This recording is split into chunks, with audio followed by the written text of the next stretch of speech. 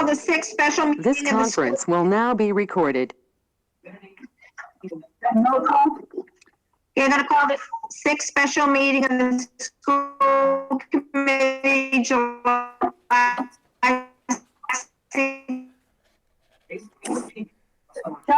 Brian Castellanos? Present. Donna Capola?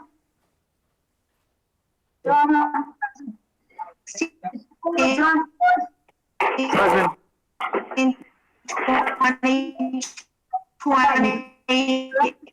6 p.m. The sixth special meeting of the Lynn School Committee will be held on Thursday, June 16th at 6 via the Go-To meeting platform. Pursuant to good order, acting for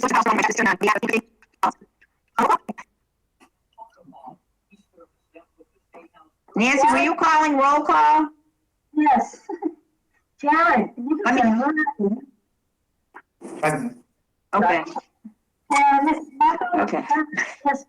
And Mayor McGee? No? Donna, you're extremely delayed, so that's the issue. Okay. The mayor is absent. Card calling in. The mayor is absent, correct? Correct.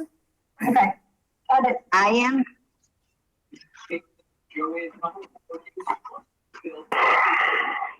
Okay, and everybody rise and salute the flag. And Allegiance. everybody rise and salute the flag. Nation under God, indivisible, with liberty and justice for all.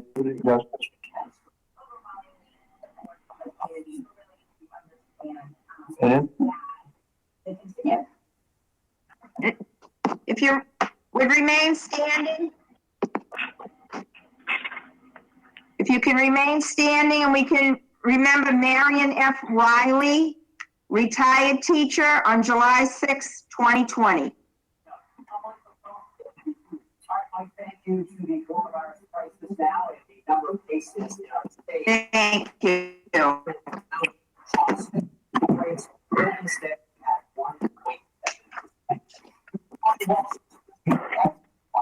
Patrick, did you want to do the appointments? Yes, ma'am. I'm happy to. The first on the list is actually a nurse election, and so I would like to ask for the school committee's support in electing Amy Kourobakalis to the position of school nurse. Test. School bus drivers. Did somebody make a motion? Make a motion to accept the appointment by the superintendent for, I'm going to say the name wrong, but it's Amy Kourobakalis. Amy's name? You got it. Kourobakalis. Kourobakalis. Okay. Sorry. Is it Castellanos? This is the puzzle. Kourobakalis. Ms. Capola? Represents 1,000 and bus monitors. Their contract for Mr. operating. Ford? Amy Kourobakalis. Amy Kourobakalis. Ms. Gately? Amy Kourobakalis. Mr. Nicholson? Amy Kourobakalis. Mr. Sadler? What Jared said, Amy Kourobakalis. Mayor McGee is absent.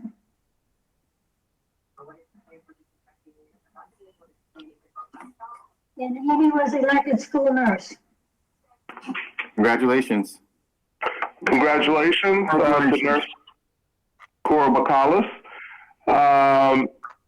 There are also a number of other appointments that I'd like to announce. Congratulations, Amy, on your new position. The first is Julie Carroll, who's been in the position as acting assistant director of curriculum for music for the 1920 school year, and now has been appointed permanently to that role. So congratulations to Julie Carroll.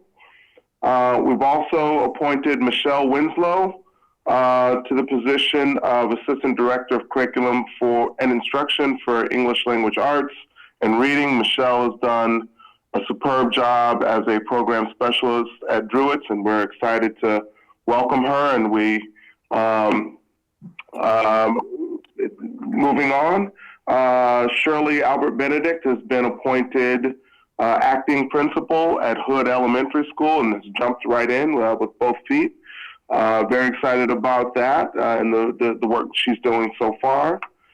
Carrie Altieri has been appointed the acting assistant director of curriculum and instruction for math, has done an incredible job as a coach for a number of years, stepping in for Shirley, who's now at Hood. And then finally, Helena Diamond has been appointed the acting math department head at Marshall Middle School. That I wish them all the best in their appointments, and that is it for appointments and elections. Just a question. Sure. So when these, what happened to the former curriculum and instruction? Congratulations. ELA Yes. and the former acting director of instruction for math? So the former assistant director for curriculum and instruction for ELA and reading was Candy McCollum, who retired. Okay. And the assistant director for curriculum and instruction for math was Shirley Albert Benedict, who's now serving in an acting capacity as principal at Hood. Okay, and that's why those two positions are acting at this point. Correct. Okay, thank you. You're welcome.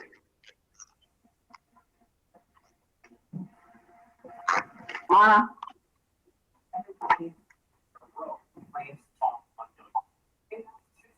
Okay, under new business, Dawn, I have a question. yes, I have a question for Dr. under new Tutwiler. business, we have a ratification of votes taken in the personnel subcommittee. Yes. Okay.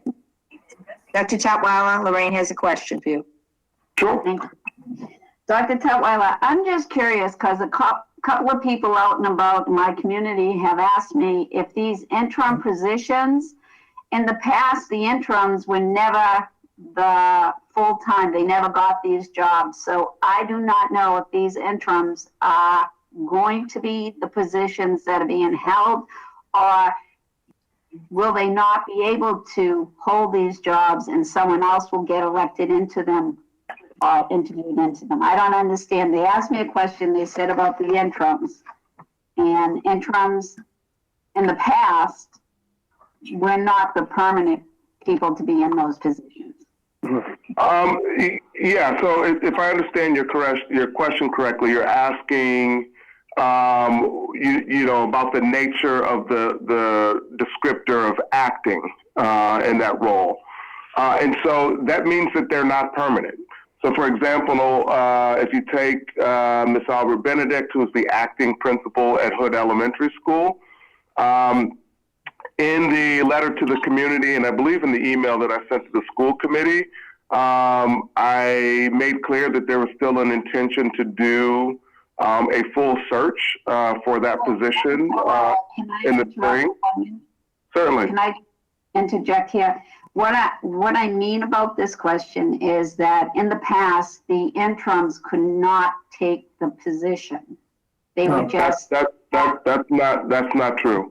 So I've been here for 5 years, and there are a number of interim or acting folks who've served in an acting capacity who were appointed as permanent thereafter. For example, Amy Dunn at Classical, Peter Vaselli at Cobbett, and a number of other positions. That's not true at all. There's a long history of people who serve in an acting capacity who are eventually appointed as permanent. It does not preclude access to the permanent role. Okay, that was my question. Thank you. No problem. And Patrick, can you just clarify that it also doesn't mean that they don't meet the qualifications that are needed for the position, correct? What do you mean? The ones that are in the acting position also apply for the permanent, and they meet the requirements for the posting, correct? So to be appointed in acting, you don't necessarily have to apply for it. I can appoint someone to perform in an acting capacity who has the qualifications, even if they didn't apply for it. Correct, but at some point, you're going to post the job and they're going to apply for it, and that's when they're appointed, correct? Correct. And at that point, they meet the qualifications for the job. Correct. So probably the most recent example that I would point to would be the Lynn Classical High School principal who served in an acting capacity. Remember, she was appointed as acting principal late in the summer. And then the position was posted in the early spring. There was a full process that 2 members were directly involved with, and she was then later appointed as permanent after that process. So that's the process that we've engaged. I just wanted to clarify. So, because Lorraine's question was a good question, where if they're interim, does that mean that they're disqualified from applying for the position? That shouldn't be what qualifies a particular individual. What qualifies a particular individual is the job posting and what Correct. it entails. Okay, so I just wanted that clarification for that purpose. Thank you.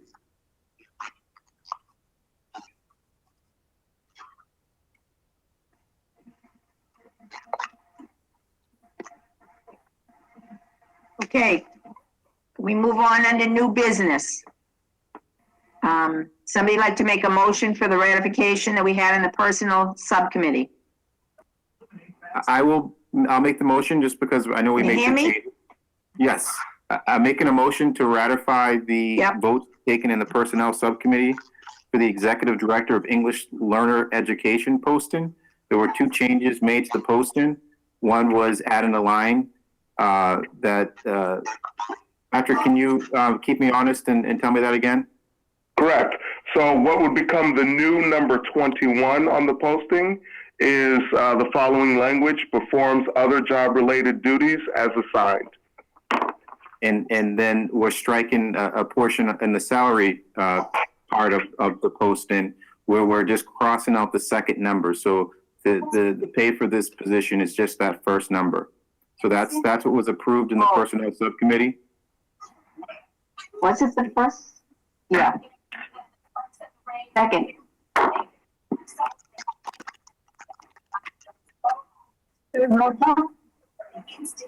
Okay.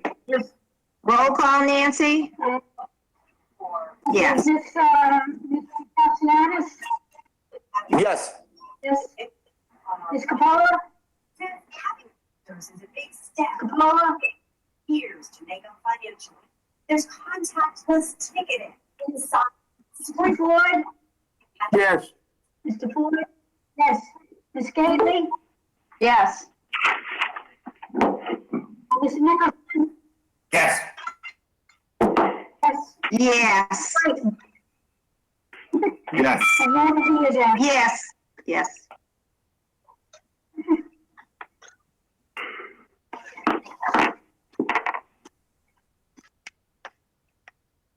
Okay. Under communications and information, Dr. Tutwiler, do you have any information for us? I do have a superintendent's report that I'm happy to share. As you might imagine, there's incredible attention on the reopening of schools this fall. This is so from the highest governmental authority to our next door neighbors. Without question, factors related to the health and safety of students and staff tops an ever-growing list of questions and concerns in a reopening scenario. Since the release of the Department of Elementary and Secondary Education initial guidance on June 25th, district administrators have been hard at work executing related analyses in an effort to build a plan that adheres to the letter of the guidance. What follows is a brief summary of the actions and activities related to developing the reopening plan and where we currently stand. Upon the release of the guidance on June 25th, we held a meeting for all principals and directors the following day. While with the specifics on the guidance, we had clarity in enough areas of operation to start a deep analysis. All districts and all schools are required to submit to DESE by July 31st, submit a report by July 31st, detailing plans for in-person instruction with safety requirements, hybrid learning, and remote learning. Given DESE's strong emphasis on providing in-person learning for as many students as possible in the fall, building principals were directed to engage a physical distancing analysis in tight accordance with the guidance. Minimum of 3 feet, recommended 6 feet of physical distancing. Additionally, we've been working closely with inspectional services on other facets of the safety plan. This includes, but is not limited to, building cleaning and sanitizing, air quality and ventilation, and hand sanitizing stations. What is more, we have already been in discussion with food services about safe and viable plans for meals. These plans will take on a more definitive shape as the general framework takes shape. By way of reminder, our philosophical foundation for work related to reopening this fall remains the same: to establish resources and develop protocols around the hierarchy of need, to build processes and protocols to establish the most optimal and flexible conditions and approaches to learning and development for each student, and then communicate clearly and frequently. As such, the district is marshaling the requisite resources, partnerships around housing and food security, and prioritizing the physical and mental health of all students by ensuring the appropriate staffing, supplies, and protocols are in place for physical health and providing training and resources relative to mental health. Relative to developing the conditions for optimal learning, we are continuing to develop plans for safe in-person learning. At this point, I can say definitively that we're developing plans for consistent in-person instruction for elementary students in the compulsory grades and all students on individualized education plans whose plan calls for a self-contained or sub-separate classroom. Given the enrollment and space limitations at the secondary level, creating a scenario where all students are attending at the same time on a given day in a given building is not possible according to the physical distancing guidelines. Accordingly, secondary teams are working on a hybrid model that creates the optimal learning conditions. It should be noted that we still await guidance on transportation and vocational technical schools. Further, there's not a clear decision on time on learning for in-person, hybrid, or full remote scenarios, and the requirement of a 180-day school year. Planning will continue to the extent that it can in these areas. We are approaching the planning with a flexible mindset, knowing that there will likely be shifts in the coming weeks. Developing a framework for in-person instruction is one of a number of moving parts related to reopening. In addition to the in-person plan, we are also working on hybrid and full remote learning plans. Safety is our foremost responsibility.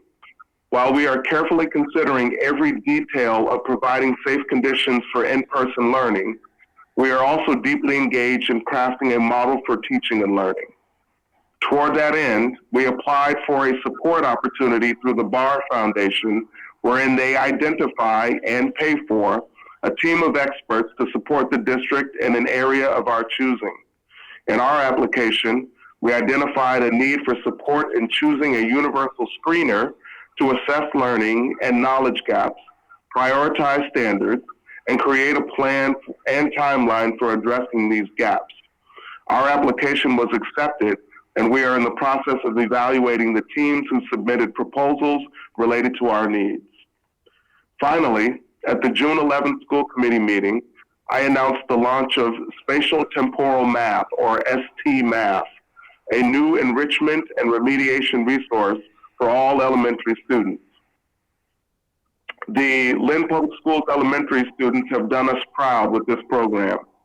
After the first 2 weeks of use, I received a call from the education representative at the 1-8 Foundation celebrating the fact that Lynn student participation was among the highest in the state at that time, noting that student participation at Harrington and Ford in particular. Since then, we have received 2 citations from Commissioner Riley on student participation, among those in the classes of Mrs. Naples and Mrs. Ma, teachers at Shoemaker. My hat is tipped to all the students who are taking advantage of this wonderful resource, and to the students from these 2 classes for going the extra mile. That is all.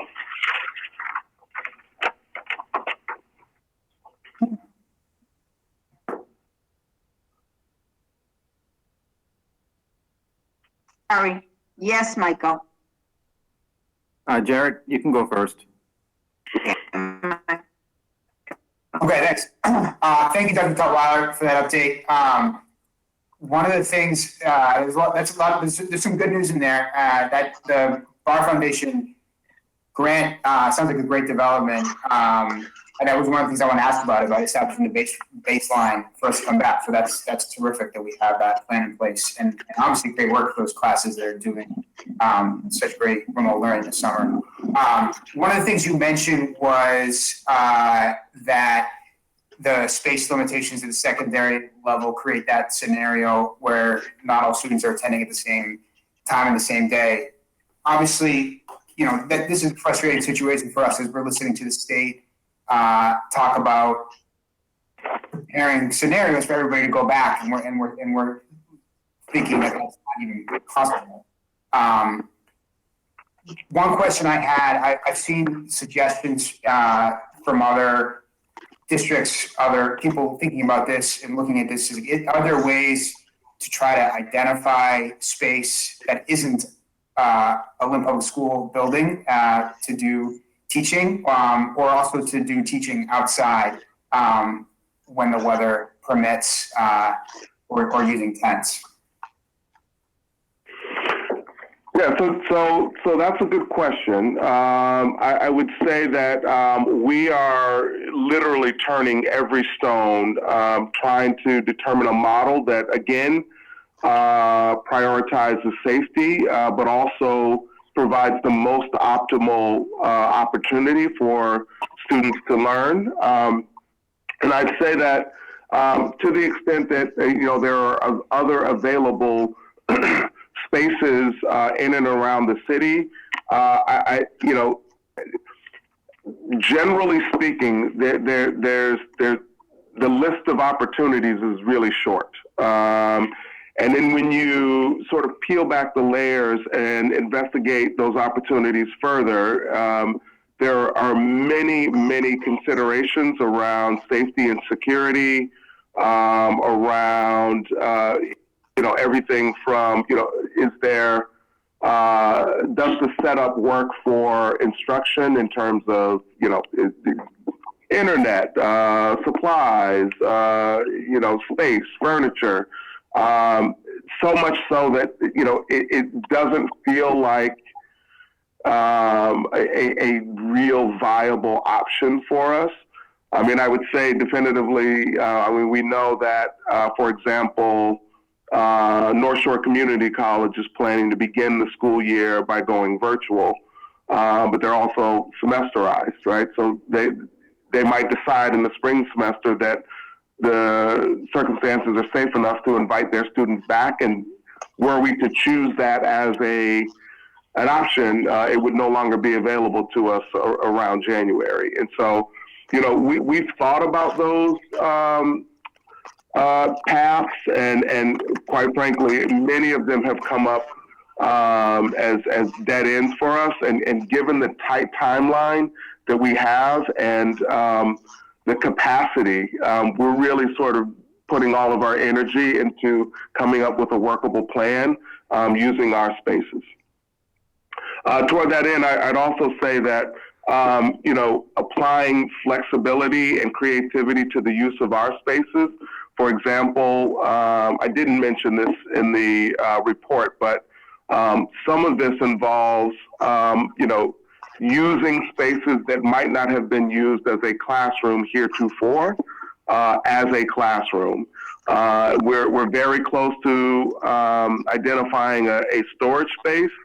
Hope to be able to report on that in short order. But we're planning to move a lot of things out of the buildings that would create an opportunity for space, which would allow us to accommodate students safely, more of them safely. So that's kind of where we are on that. I don't know if the deputy superintendents want to add anything to that, but rest assured that there were no pathways or courses of action that we said no to in the beginning of our planning, but just given that we don't have a lot of time, if we started running into obstacles with them, we had to pivot quickly to something else. Just a quick follow-up on that. That's interesting that North Shore is going to be virtual in the fall semester until January. Do we have any semester-length courses that would be able to use that space? Well, there are semesterized classes at the high school level, but because that option didn't feel viable to us, we sort of pivoted away from it. And we're also looking at, if you look at the survey for families and for students, we're also looking at, thinking carefully about what sorts of content we prioritize for in-person instruction. And so we may be looking at a scenario where not necessarily saying that a certain class that's semesterized or year-long that isn't core can't happen, but maybe that class happens remotely or virtually, or maybe that class meets maybe once or twice a month instead of or a certain number of times per quarter rather than on a regular basis for in-person check-ins. So we've sort of pivoted to that because it feels like to us it's a scenario that's more in our control. At this point, as you might imagine, with the number of considerations, we really need to keep the elements of our planning, focus our attention on the elements of our planning that are in our control. School, we have to submit a plan by the end of this month, an additional plan by August 10th, and schools will be opening around 2 to 3 weeks later. So there's just not enough time to do that kind of planning. You done, Jared? Michael? Okay. Patrick, obviously, we hear from parents and students all the time. And I think that the majority of feedback that we're getting has to do with what we're doing to prepare for the next school year. And I think that's why Jared started with that question. But, one of the things that we got, I'm pretty sure a few of us probably got, was using churches because they typically only meet on Sunday, which is a weekend that the students don't go to school during the weekend. But, as you started speaking about the issues with finding certain spaces, you were talking about safety, security, and whatnot. So, not all churches are the same with regards to what they offer their members. So they might not have internet access or, cameras or locked doors that are required, or, certain safety precautions. And if you can recall, we had to close down the Curwin Circle, was it a pre-K or kindergarten class because of that issue? So, it's going to be tough. I was on a call earlier today with 7 teachers from Lynn that were talking about what their concerns are going to be for this upcoming year. One of them was speaking about the fact that they had to empty out their classroom and take bookshelves out and all that stuff to fit more students in the classroom, and that scares them. These kids are going to be going back into a building with nothing in these classrooms, and they're going to stay in there with one teacher that may or may not be the best at instructions. That, when you break it up to 6 or 7 classes a day, you have a different, experience. And that's why some kids get A's in some classes and some kids get, different grades in other classes, because instruction is extremely important. And that's some of the stuff that they talked about, that, they're worried about their fellow teachers being able to conduct instructions in subjects that they may not have experience in. So it's a scary situation, not only for students, but for educators. And I think that we have to continue to remember that. And then lastly, as a litigator and a special education attorney, I used to go after districts that didn't heed to the requirements under the IEP or special education law. And right now, I can tell you that the teachers that are working in special education are continuing to work at the same level that they had prior to COVID, or even more, considering the requirements that they have to meet. And that's very different than maybe some in regular education. So I want to make sure that these teachers are receiving the resources and the assistance that they need to make sure that they can conduct the work to the caliber that we are expecting from them. So those are my concerns. You addressed some of them already, but I'm gonna just see if you can maybe touch base on a few of those with responses, so we can at least have some clarity.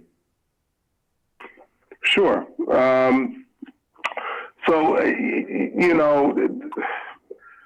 I think I would say first, the situation is scary regardless of the perspective, because it's new and different and there are a lot of unknowns.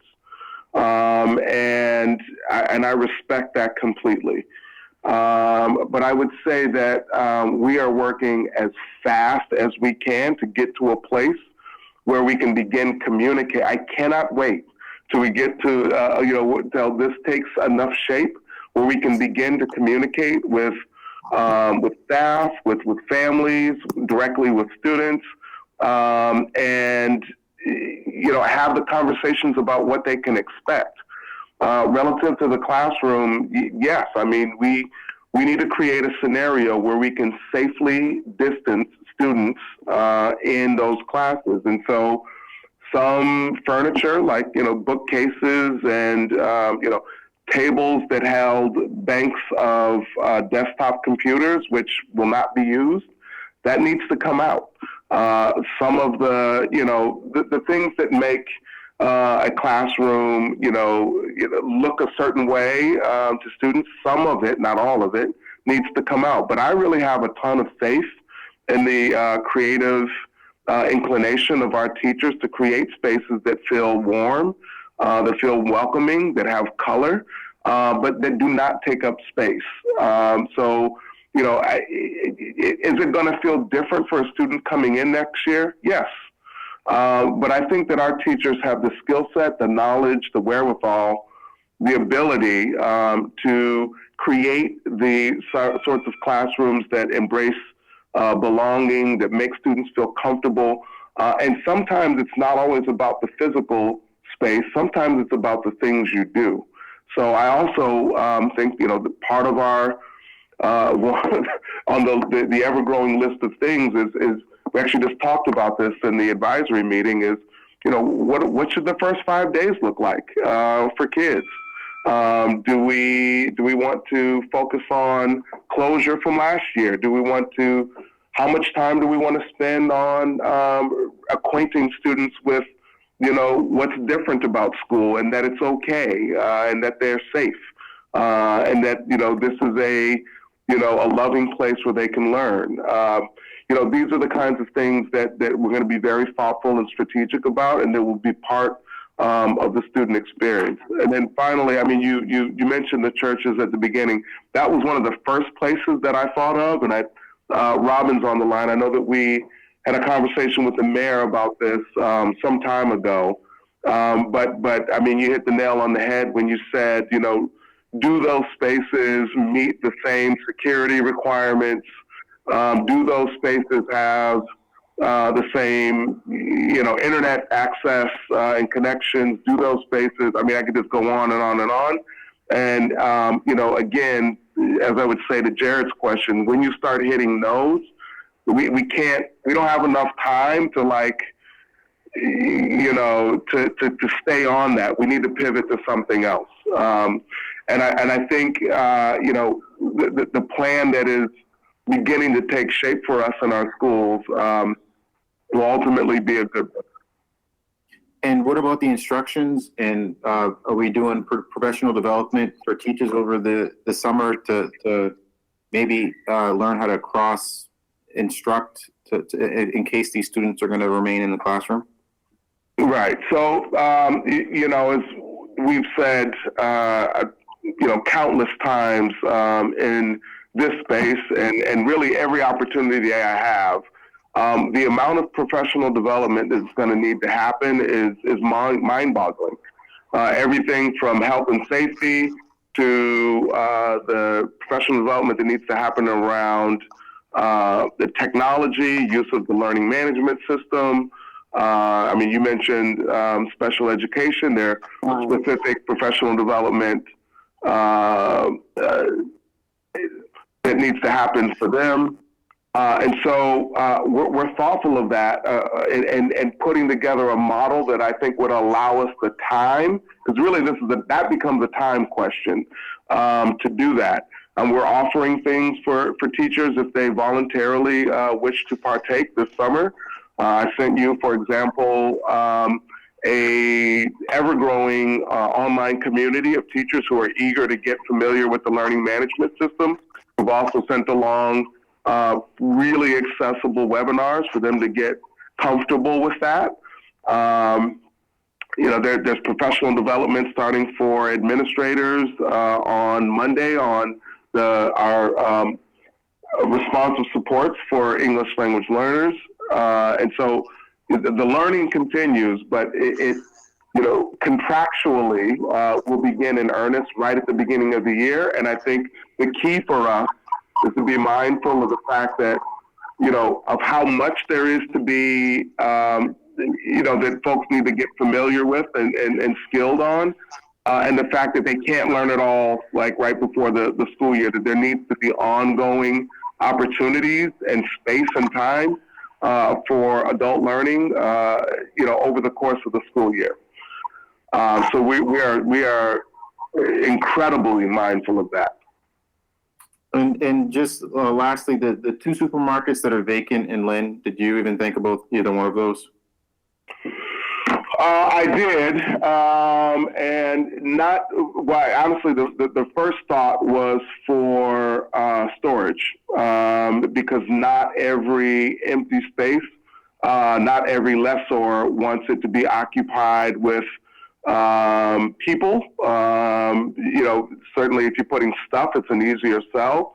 But and Robin's on the line now. We've come to find out that this would require us to follow the procurement process, which is the timeline on that is not quick enough, and so we had to abandon that pretty quickly. Thank you. Welcome.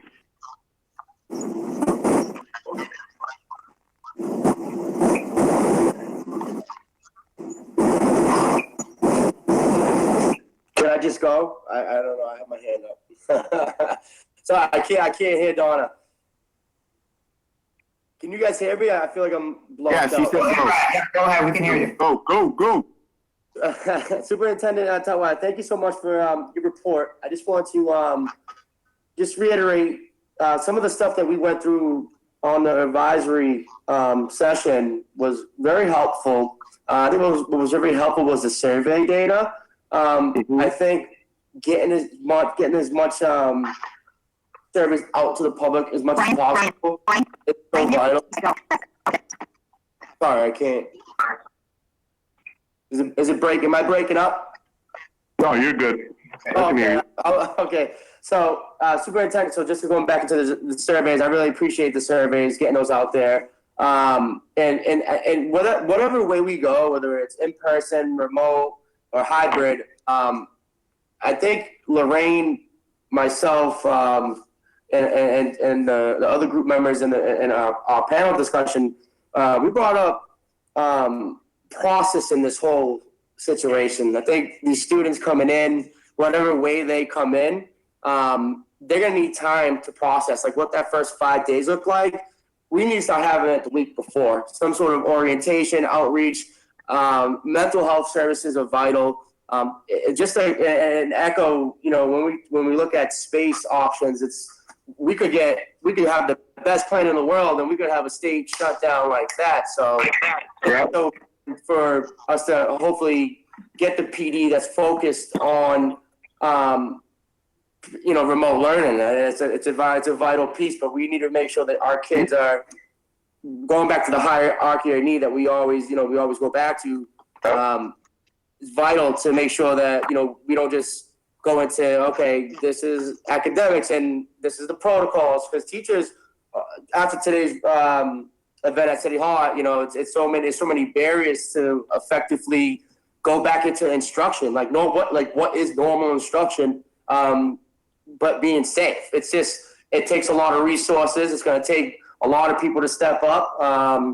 Definitely heard a lot of good testimonies today at City Hall, but definitely it's something that my constituents, and I bet a lot of our constituents are worried about what that unknown looks like. Safety is very important right now, and it's something that it is a priority. And getting that survey out there, getting a feeler of what our parents and what our constituents are thinking that would be appropriate. But we ultimately going to have to make a decision, and we're still waiting to hear from transportation. So I know that they haven't even released those guidelines yet, so we still have to wait to see what that looks like, that's a huge barrier for a lot of the kids in our district. Mm-hmm. I mean, I just quickly would just agree with everything that you said. I mean, every concern is well placed and legitimate, and I think what we've really attempted to do is be input rich or input driven with our thinking and our processes. I mean, you can hear that in the advisory. I've taken a sneak peeks at the survey returns, and there's some very helpful stuff in there. For example, in the parent survey, there's probably 700 narrative responses, for me to sort of plow through and get a sense for what families are thinking and concerned about. And, we make decisions based on that. I mean, we follow the guidelines, which are anchored in science. But when we're tailoring the experience for our students, our staff, our families, that's where the input really, really helps us a lot, and we won't ignore it. So I'm with you. Thank you.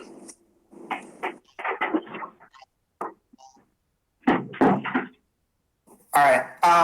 Thank you. I just wanted to echo what Member Cassiano said there. I think it'd be helpful to get a report out on the survey findings if that's in the works. But also just to follow up on the conversation we're having about planning. I really appreciate everyone's hard work. I know it's been a summer of really intense planning, and a lot of people on this call, and a lot of people who are on this call who are doing that.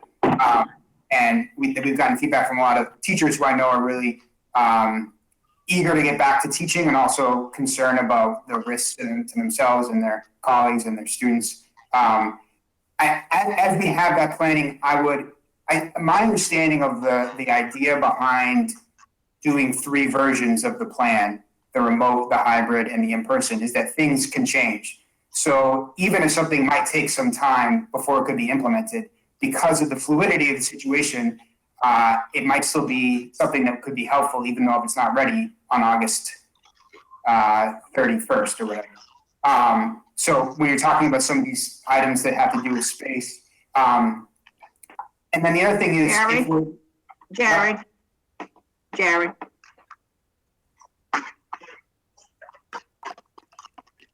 That's a delay, Jared. Yeah, okay. And if we're talking about, if the issue is a lack of capacity for planning, one of the things I'd say is that I think that we should be in contact with Destiny about this. We are in a unique situation as a large urban district that faces a serious overcrowding issue. Austin doesn't have this issue. There are other gateway cities like ours that do, but we had compounding that situation with the fact that we've been hit really hard by this pandemic. And to the extent that it continues to be an issue in our community, which we expect it very well could be this fall, we're going to continue to bear the brunt of that. And so I think we would be, it would be reasonable for us to raise our hand and ask for that kind of help in planning. And that was the same for the things like, procurement laws. Those are state laws that the legislature and the governor, as we've seen, as they have responded to the emergency in other contexts, can help us with. So I would just encourage us to keep pushing on those issues. Yeah, I would just say quickly, I know that the CFO engaged with the AG's office around,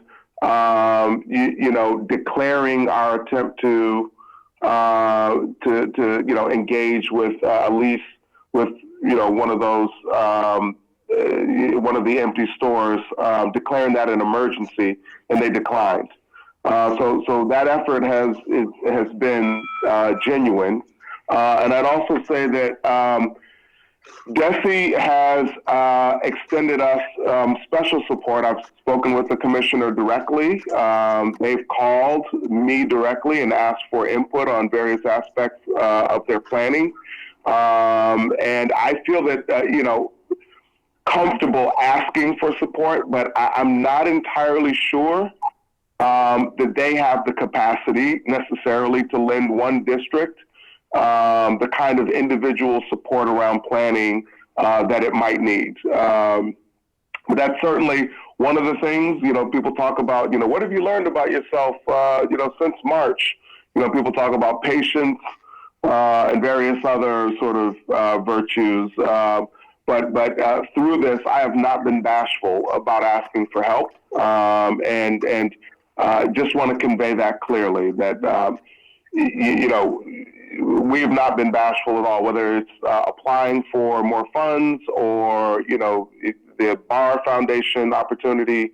The minute that landed on our laps, we jumped right on it because we do believe that we're going to need that help. But I hear you loud and clear with respect to the existing conditions only being exacerbated by, a plan that doesn't,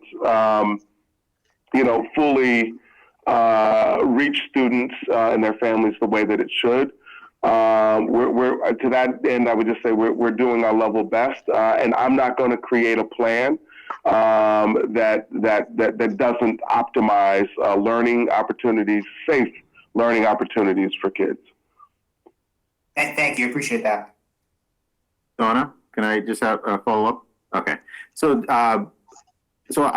just two questions, Patrick. I don't know if you know the answer. Kevin's not here. So one of it's money wise. I got a call from a parent today that asked what we were doing with the $8.5 million we got from the CARES Act. I don't recall anyone talking about that. And then the second thing, I know that with COVID and the fact that ISD is, they don't have hundreds of people that can help, check every window in our schools. But I spoke to a teacher today that said that in their classroom, only one window opens. So, what are we doing to make sure that teachers, feel safe with regards to air circulation and whatnot in certain buildings? We are where we're at, and it's unfortunate that we have 100-year-old buildings, but we need to make sure that someone's out there seeing, the inventory we have for each room, what works, what doesn't work, and then we can use that down the line. But I think that that's important right now.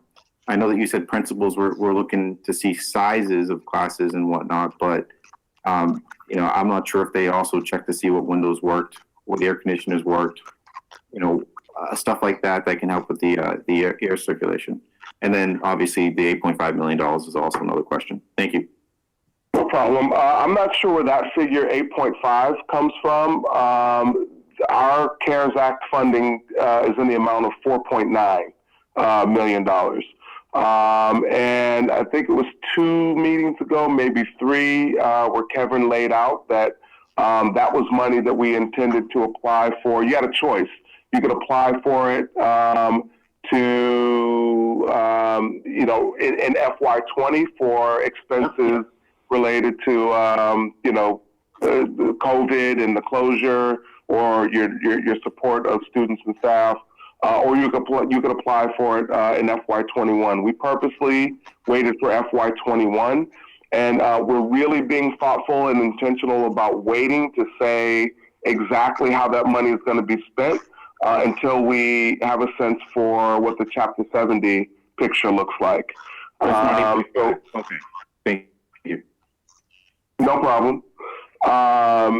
At a high level, I would say, and I think I've said this many times, our most important resource here is the human resource. And, we really see that money as being a safety net to protect our ability to provide a staff who can meet students' needs. But certainly there are other things that we could leverage that money for. We just need to and we feel comfortable waiting to see what the Chapter 70 situation looks like before we say, here's how we would use those funds. And then with respect to the physical spaces and air quality, in the superintendent's report, I mentioned that ISD, that we are partnering with them. There is already a standard for air quality in all of our buildings that is met. But ISD will be bringing on a third-party environmental company to do the analysis. I'm not going to have students and teachers in buildings where we can't guarantee that the air quality needs to be, that it's meeting that standard or exceeding that standard. That simply will become either a classroom that doesn't get used, or, if push came to shove, a building that didn't get used, and we'd have to figure out something different. But I can tell you now that prior to all of this, the classrooms met that standard, but we are re-engaging with that third party to ensure that, the classrooms are meeting that air ventilation standard. Perfect. Thank you. You're welcome.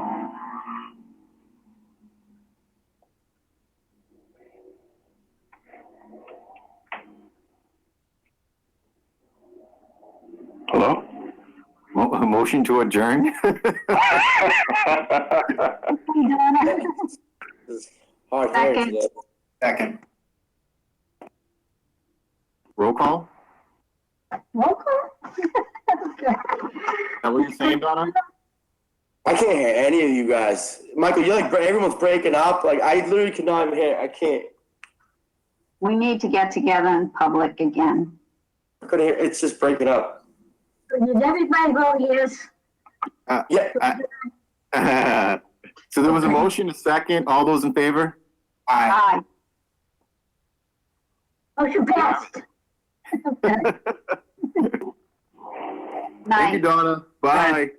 Thank you, everyone. Good night, everyone. Thank you.